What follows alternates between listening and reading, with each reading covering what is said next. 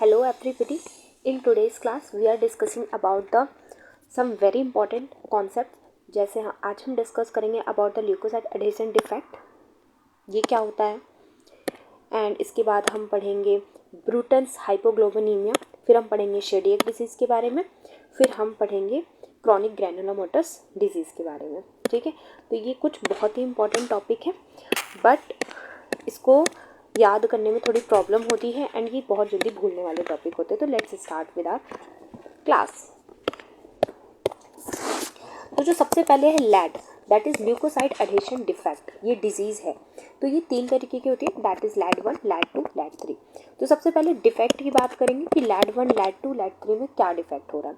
नाम से ही क्लियर है, ल्यूकोसाइट एडेशन डिफेक्ट, मतलब ल्यूकोसाइट एडेशन चिपक नहीं पाएगी. ठीक है, तो सबसे पहले है कि इंटेग्रिन्स बीटा 2 में डिफेक्ट होगा. लैड 1 के केस में इंटेग्रिन बीटा 2 के अंदर डिफेक्ट होगा, जिसके अंदर CD मार्कर 18 एंड 11 आते हैं. तो इसका जो है फ्लो साइटोमेट्री टेस्ट से ये आ जाएगा. एंड इसका एग्जांपल है डिलेड अम्बिलिकल कॉर्ड शेडिंग, जो कि बच्चों में होता है. लैड 2 जो होता है डिफेक्ट होता है, इसके अंदर 2 है तो इसको इस तरीके से S लिख सकते हैं. तो ये साइलिन लिविस X के अंदर डिफेक्ट होता है. हमने बात करी थी कि इस तरीके से WBC होता है, इस तरीके से आपके एंडोथेलियल्स होते हैं ब्लड वेसल्स के अंदर. तो एंडोथेलियल मार्कर्स होता है CD34, जिसे मैडकेम ग्लाइकेम भी कहते हैं. एंड यहाँ पे सेलेक्टिन्स होते हैं PE, एंड यहीं पे सेलेक्टिन होता है S. सेलेक्टिन S जो होता है वो यहाँ पे होता है. तो इसी में डिफेक्ट आता है जो एसोसिएट नहीं कर पाता है, एडहेशन नहीं कर पाता है. एंड साइलिन लिविस डिफेक्ट की वजह से एग्जाम्पल बॉम्बे ब्लड ग्रुप होता है. ये इसके अंदर बॉम्बे ब्लड ग्रुप क्या होता है, सारे एंटीजन एब्सेंट होंगे बट सारे एंटीबॉडी प्रेजेंट होंगे. जैसे कि एंटीजन H एब्सेंट है, A एब्सेंट है, B एब्सेंट है, बट उसके regarding anti H antibody present है, एंटी A एंटीबॉडी प्रेजेंट है, एंड एंटी B एंटीबॉडी भी यहाँ पे प्रेजेंट है. अब हम यहाँ पे ये थोड़ा सा और मैं यहाँ पे एड ऑन करूँगी कि ये जो तीनों जो हैं, ये लैड 1, 2 एंड 3, ये सारे चाइल्डहुड ऑनसेट पे होते हैं, चाइल्डहुड पे होते हैं. तो ये अंदर आते हैं, ऑटोसोमल रेसेसिव के अंदर आते हैं. ये सारे आते हैं ऑटोसोमल रेसेसिव के अंदर आते हैं. एंड इसमें आप इस बच्चे को देखोगे कि बहुत ही ज़्यादा इन्फेक्शन के चांसेस इसमें बढ़ जाते हैं. इन्फेक्शन इसमें बहुत ज़्यादा होते हैं. तो और इस तरीके से हमने यहाँ पे बात करी लैड 3 यहाँ पे नहीं लिख रखा है. ओके, तो लैड 3 जो है इसके अंदर जो है डिफेक्ट होता है FAMT3 जीन का. एंड इसके अंदर क्या होता है, ब्लीडिंग होता है. ठीक है, ब्लीडिंग होता है. तो ये हो गया लैड 3 के बारे में. तो अगर ब्लीडिंग अम्बिलिकल कॉर्ड से हो रही है तो वो लैड 1 के अंदर आएगा. डिलेड अम्बिलिकल कॉर्ड या ब्लीडिंग हो रही है अम्बिलिकल कॉर्ड में, तो ये लैड 1 में आएगा. लैड 2 में साइलिन लिविस डिफेक्ट, जिसके अंदर एग्जांपल बॉम्बे ब्लड ग्रुप है. एंड लैड 3 के अंदर FAMT3 जीन के अंदर डिफेक्ट होता है, जिसकी वजह से ब्लीडिंग होती है. एंड ये तीनों जो लैड हैं ये चाइल्डहुड ऑनसेट पे होते हैं, बहुत ज़्यादा इन्फेक्शन के चांसेस होते हैं. एंड ये ऑटोसोमल रेसेसिव के अंदर आते हैं. तो जो भी बचपन से डिजीज़ होती है वो ऑटोसोमल रिसेसिव के अंदर आती है. अब हम दूसरे डिजीज़ के बारे में पढ़ेंगे, दैट इज़ ब्रूटन्स हाइपोग्लोबिनीमिया. नाम से ही क्लियर है, हाइपो मतलब कि डिक्रीज, ग्लोबिनीमिया मतलब क्या होता है कि इसमें इम्यूनोग्लोबुलिन डिक्रीज होता है. तो मेनली इसमें IgG की डिफेक्ट है. IgG का मेन रोल जो है ऑप्सोनाइजेशन में हमने पढ़ा था कि IgG बहुत ही इंपॉर्टेंट रोल प्ले करता है. उसके बाद मोस्ट कॉम्पिटेंट जो है वो C5b है, एंड प्लाज्मा प्रोटीन भी जो ऑप्सोनाइजेशन में हेल्प करता है. IgG की डिफेक्ट क्यों हुई, क्योंकि यहाँ पे BTK जीन की डिफेक्ट हो जाती है, BTK. एंड BTK क्या है, ब्रूटन्स टायरोसिन काइनेस एंजाइम है. ये जो है BTK रिस्पॉन्सिबल होता है इमेच्योर बी सेल को मैच्योर बी सेल बनाने में.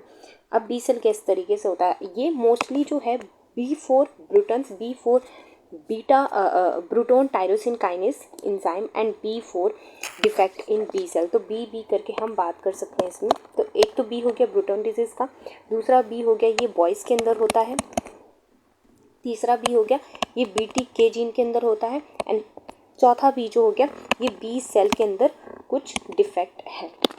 ठीक है, तो इमेच्योर बी सेल के लिए यहाँ पे ब्रूटोन टायरोसिन काइनेस ये एंजाइम लगता है. एंड यहाँ पे मेच्योर बी सेल बन जाता है। बट यहाँ पे डिफेक्ट है, फिर mature B cell plasma cell बनाता है, प्लाज्मा सेल एंटीबॉडी बनाती है एंड एंटीबॉडी जी बन जाता है।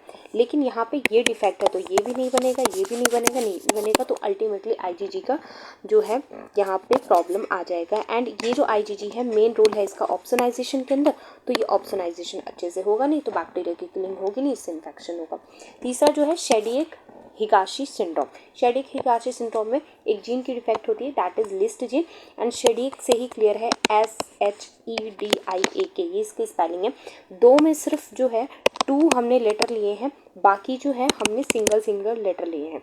तो सी मतलब CNS में प्रॉब्लम होगी, बच्चों का जो पर्सन होगा उसका जो इस डिजीज़ से सफ़र कर रहा होगा उसका CNS एबनॉर्मेलिटी देखी जाएगी, IQ लेवल डिफरेंट होगा उसके अंदर हैमरेज बहुत ज़्यादा होगा, उसके अंदर इम्यूनिटी बहुत ज़्यादा कम होगी, इसके अंदर एल्बिनिज्म होगा, मतलब ग्रेइश वाइटिश हेयर उसके अंदर देखने को मिलेंगे।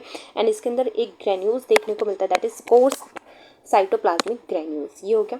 अब हम अपने फोर्थ डिजीज़ के बारे में डिस्कस करेंगे, that is chronic granulomatous disease. Chronic है, ग्रैनुलोमोटस है, मतलब ग्रैनुलोमोटस का मीन्स है होता है कि ग्रैनुलोमा फॉर्मेशन क्रॉनिक में ही होता है।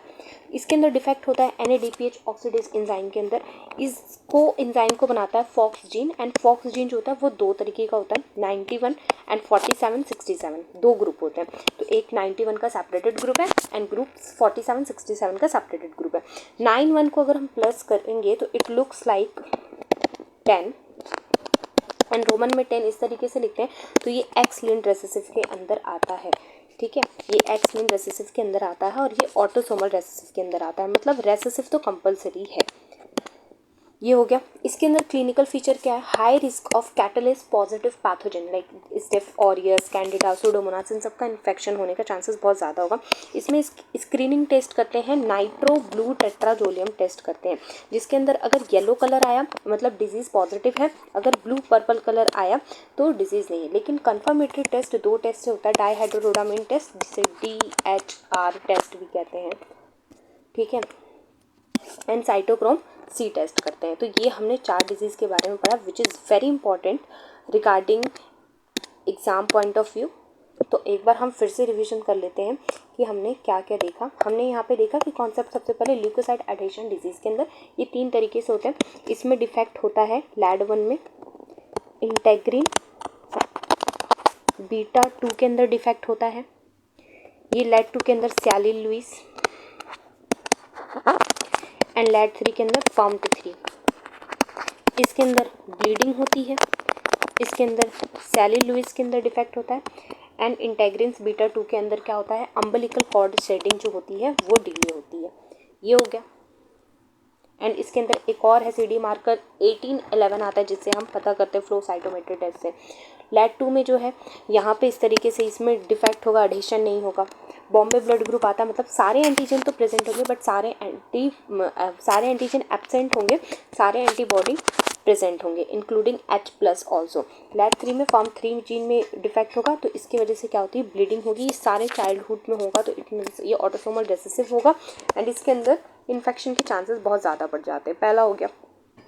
दूसरा है ब्रोटन्स हाइपोग्लोबुलिनीमिया, मतलब नाम से ही क्लियर है कि इसमें इम्यूनोग्लोबुलिन की डेफिशिएंसी होगी, जैसे IgG की डेफिशिएंसी होती है। इसके अंदर क्या होता है, मोस्टली बॉय B4 भी हमने बोला था, याद करेंगे। मोस्टली ये ब्रोटन्स हाइपोग्लोबुलिनीमिया ये बॉयज़ के अंदर होता है। इसमें BTK जीन की डिफिशिएंसी होती है। इसमें B सेल प्लाज्मा सेल नहीं बनेगा तो एंटीबॉडी कैसे बनेगा, अगर एंटीबॉडी IgG नहीं बनेगा तो ऑप्सोनाइजेशन के अंदर डिफेक्ट होगी, इट मीन्स इन्फेक्शन होगा। शेडिएक हिगाशी सिंड्रोम, इसके अंदर लीस्ट जीन की डिफेक्ट होगा। नाम इसमें 2 लेटर सिर्फ HEDI 2 लेटर लिखना है, बाकी सब सिंगल होंगे। जैसे C का हो गया CNS abnormality, HE for haemorrhage and decrease immunity, for DI albinism, greyish hair होंगे and coarse cytoplasmic granules. And CNS का डिफेक्ट ना इस तरीके से लिखते हैं, माइलस्टोन वगैरह वर्ड इसमें यूज़ करते हैं। इस तरीके से इसके क्वेश्चंस में टर्म दे रखा होता है। क्रोनिक ग्रैनुलोमोटस डिजीज़, ये जो होता है इसके अंदर डिफेक्ट होता है NADPH ऑक्सीडेज एंजाइम, इसको बनाता है फॉक्स जीन। फॉक्स जीन जो 2 तरीके के होता है, 91 ग्रुप ए में, एंड 47 67 ये ऑटोसोमल रेसेसिव के अंदर आता है। ये X-linked recessive 91 it equals to 10, it looks like Roman 10 की तरह दिखता है, तो XL रेसेसिव हो गया और वो ऑटोसोमल रेसेसिव हो गया। इसके अंदर कैटलिस्ट पॉजिटिव जो पैथोजेंस होते हैं उनके इन्फेक्शन होते हैं, जैसे Staph aureus, Candida, Pseudomonas. Screening test के अंदर कहते हैं नाइट्रो ब्लू टेट्राजोलियम टेस्ट, जो कि अगर येलो आया तो पॉजिटिव है डिजीज, अगर पर्पल ब्लू आया तो वो नेगेटिव डिजीज है। But for confirmatory test we should do the dihydrorhodamine test, we can denote this DHR and cytochrome C test. So this is all about from my side, this 4th disease which is very important for point of view examination, and that is all. And if you like my class, please hit the like button and share the link as much as you can, and do subscribe my channel.